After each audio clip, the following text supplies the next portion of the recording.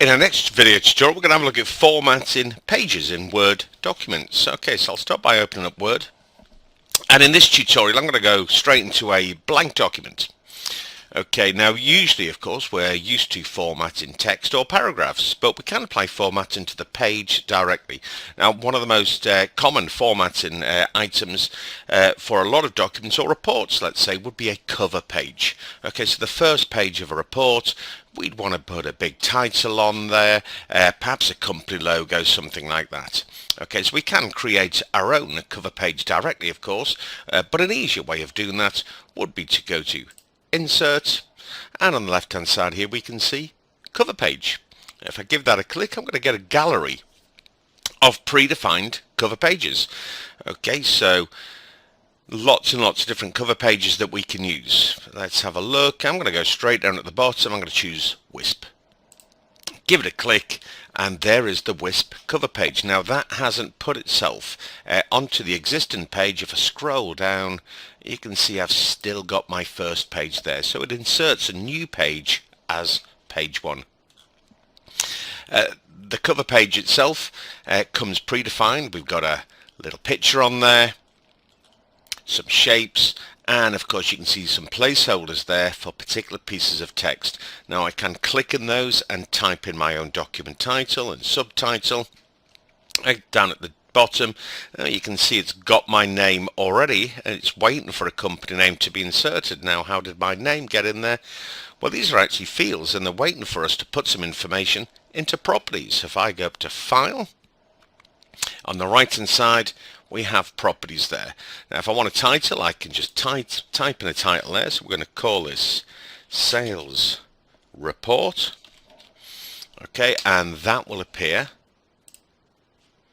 let's go up, in the correct place there. Now how do I get the subtitle in? Well, this time File, I'm going to go to the Properties button at the top there and choose Advanced Properties. Let's drag that back in there. So the title is Sales Report. You can see we've got the author already. I'm going to type in a subject. Okay, so this will be Sales 2017. Okay, and a little bit further down I'm going to put in a company name, Activia Training. Click OK, go back, and there you go. So in this case the subtitle there, and the company name at the bottom. One last thing to do, my cover page, and that's put a date in. Okay, so I've got a date control there so I can date the report. Okay, and there's my cover page complete. Okay, the other cover pages operate in a very similar manner. Okay, now I need to make this look a little bit more colourful. Okay, I don't want a white page this time. I want a little bit of colour on there. So this time I'm going to go to the Design tab. Okay, and over on the right hand side we've got our page formatting controls. So the page background, the first thing I want to do is apply a colour to the back of the page. Okay, so I'll give page colour a click, and we can hover over those colours, and we get a live preview so I can choose the colour scheme that I most like. Now I don't want to go overboard with the colour. I'm going to choose that light yellow, give it a click, and you can see that background colour applies to every page. Now of course you may not want to colour your pages in. It's going to take a lot of printing time to pull that out. Okay, so this is usually applied if we're going to create a web page perhaps from the document. Another graphical element we can add to the page is a border. Okay, so let's have a look at borders. We give page borders a click again on the Design tab, and straight to the page border section there. At the moment I have no borders. I can very quickly apply a box border, a shadow border, a 3D border. Alternatively, I can scroll down this list of borders and find a particular border style that I like the look of. I'm going to go for this double border here. I can change the color of the border.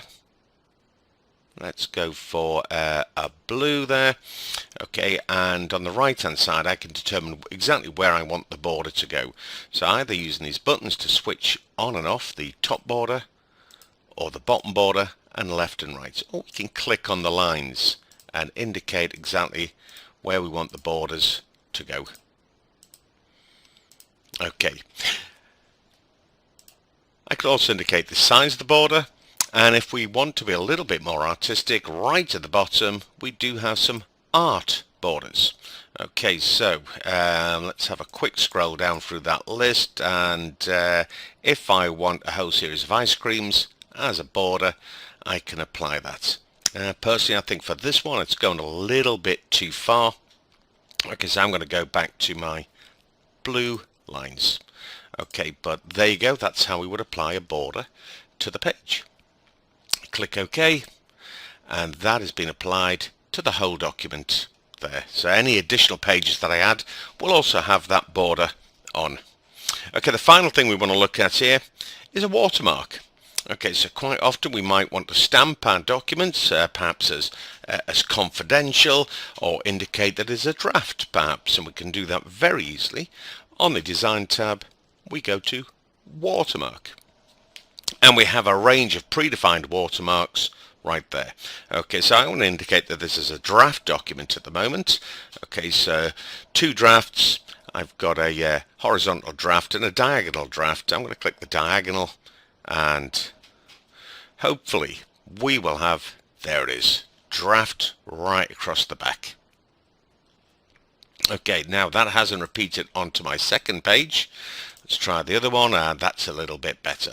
Okay, so it is indicating exactly where that it will go. So this draft will be on the other pages. Now, I've decided I don't want that at all. I'm going to drop it down and remove watermark. Now, the alternative watermark is to create our own, of course. So this time I want a custom watermark. No watermark. No watermark. I can have a picture watermark, so I just have to select a picture at that point, or a text watermark. At that point I can type in my own text. Let's just put in there Activia Training. I can change the font, I can size it, we'll leave that to automatic, and choose a colour for that. Let's go for a blue. Is it going to be diagonal or horizontal? I can click apply and see how that will look, and there you can see the watermark in the background. I can change my mind and apply. I think I'll stick with the diagonal. That's perfect. When I'm happy, I close. Okay, and there is my watermark this time across both pages. Alright, so from a blank document, very easy to apply some quite decent formats into the whole document. Okay, so I hope you found that useful. Look forward to seeing you on the next video tutorial.